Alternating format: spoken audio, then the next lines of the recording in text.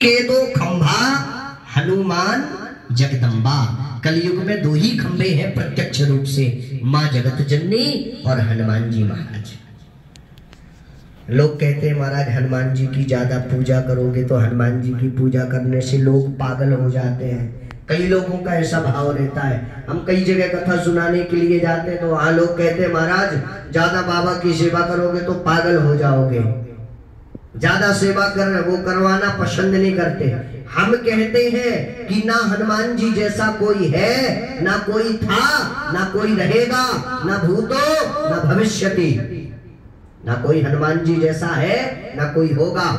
हम आप भारत में रह करके भी भगवान का नाम संकीर्तन नहीं कर पाते, लेकिन हनुमान जी की महिमा को देखिए कि हनुमान जी ने राम नाम का डंका लंका में भी जाकर के बजा दिया। और ऐसा डंका नहीं बजाया, अरे उन्होंने इतना खतरनाक डंका बजाया जिसकी कोई सीमा नहीं।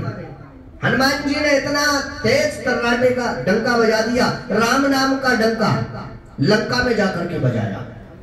हनुमान जी जब लंका में जाते हैं और लंका में जब भ्रमण करते हैं, वो भ्रमण करने पर देखते हैं हनुमान जी महाराज कि कोई यहाँ राम का उपासक नहीं है।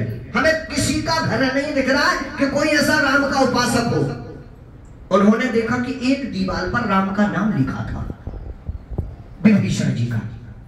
विभीषण जी के दीवार पर राम का नाम लिखा था। जैसे विभीषण जी के दीवार पर राम का नाम लिखा देखा तो हनुमान जी महाराज वहां पहुंच गए। हनुमान जी महाराज गए, सबसे पहले अपना परिचय न देकर के अपने राघव का परिचय देते हैं, अपने राम जी का परिचय देते हैं। राम का नाम लिखा देख करके बड़े प्रसन्न हुए। किसी ने जाकर के रावण को बता दिया और कहा सुनो तुम्हारा जो भाई है विभीषण, वो पता है किसका नाम लिखा है दीवार पे? राम का नाम लिखा है दीवार पे। राम का नाम? वो तो मेरा कट्टर दुश्मन है, वो तो मेरा विरोधी है, उसका नाम कैसे लिखा लिया?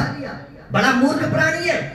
मूर्ख प्राणी संख की श्रेणी में आता है। दहाड़ता तो बहुत तेज है, लेकिन वो दहाड़ता जब उसको दूसरों का सपोर्ट मिले। इसी प्रकार से मूर्ख प्राणी होता है कि बोलता तो बहुत है, लेकिन जब उसको दूसरे का सहारा मिले तभी बोलता है। आप लोगों को मेरी भाषा तो समझ में आ रही है? पूरी आ रही है? क्योंकि मैं मराठी नहीं बोल पाता। आप लोग जब सिखाओगे तभी बोल पाऊंगा मैं मराठी। हिंदी बोल लेता हूँ, बुंदेलखंडी भी बोल लेता हूँ, लेकिन मराठी नहीं आती भैया। मैं पहली बार आया हूँ। नागपुर तक आपके कार्यक्रम कर चुका मैं, और आपका फिर नागपुर से वो छत्तीसगढ़ बॉर्डर लग जाता, वहां कार्यक्रम कर चुका। महाराष्ट्र में पहली बार आया, तो मुझे मराठी भाषा नहीं आती।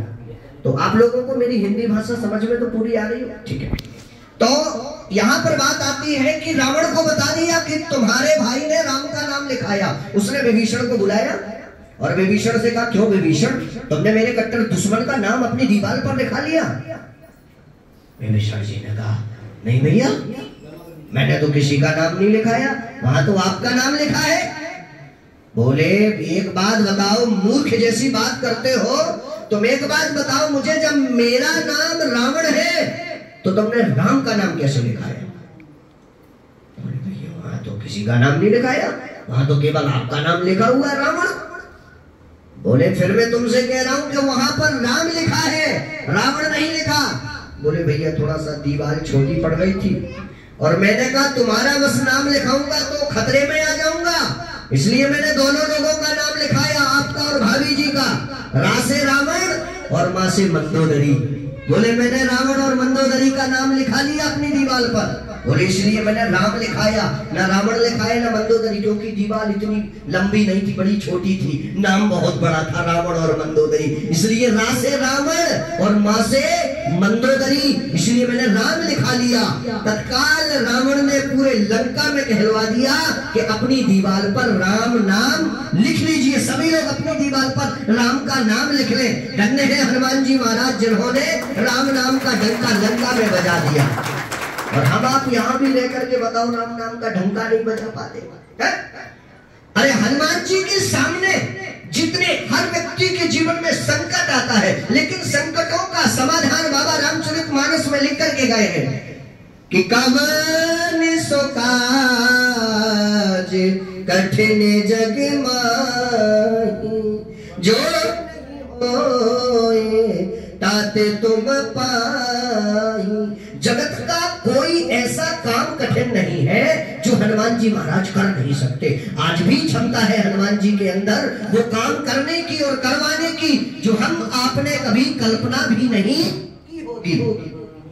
हनुमान जी जब रावण के सामने जाते हैं, रावण ने मन ही मन में सोचा, एक बात बताओ, मेरे सामने जब मैं चलता हूं पृथ्वी भी कांप जाती है, और ये बानर इस प्रकार से खड़ा हुआ, इसको बिल्कुल डर भी नहीं लग रहा। रावण ने कहा, क्यों बंदर, तुमको मुझसे डर नहीं लग रहा? हनुमान जी ने कहा, भैया हमें तो बिल्कुल डर नहीं लग रहा, हमें बिल्कुल डर नहीं लग रहा।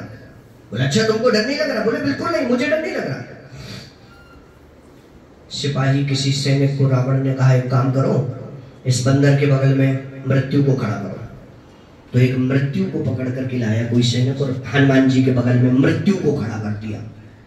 रावण ने सोचा कि यदि बानर के पास में मृत्यु को खड़ा कर दूंगा तो ये अवश्य डरेगा। बोले, क्यों बानर, अब तुझे वास्तविकता में डर लग रहा होगा, क्यों? क्योंकि तेरे बगल में मैंने मृत्यु को खड़ा कर दिया।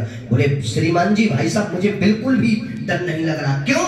क्योंकि मृत्यु खड़ी मेरे बगल में है, लेकिन देख तुम्हारी साइड रही है, वो मेरे साइड नहीं देख रही है, उसकी जो नजर है वो एकदम तुम्हारे तरफ है। मुझे बिल्कुल भी डर नहीं है। क्यों? क्योंकि वो राम का सहारा लेकर के गए थे, अपने इष्ट का सहारा लेकर के गए थे, अपने ईश्वर का सहारा लेकर के गए थे, परमात्मा का सहारा लेकर के गए थे। और हनुमान जी ने अपनी पूंछ से रावण की मूंछ को जलाया, और रावण ने कहा कि इन बानरों को अपनी पूंछ से ज्यादा प्रेम रहता है, एक काम करो, इसकी पूंछ में आग लगा दो। तो सभी के घरों से घी आता है, कपड़ा आता है, बत्ती आती है, पर एक घर ऐसा रहता है कि ना वो घी देते हैं ना कपड़ा देते हैं, वो श्री विभीषण जी का घर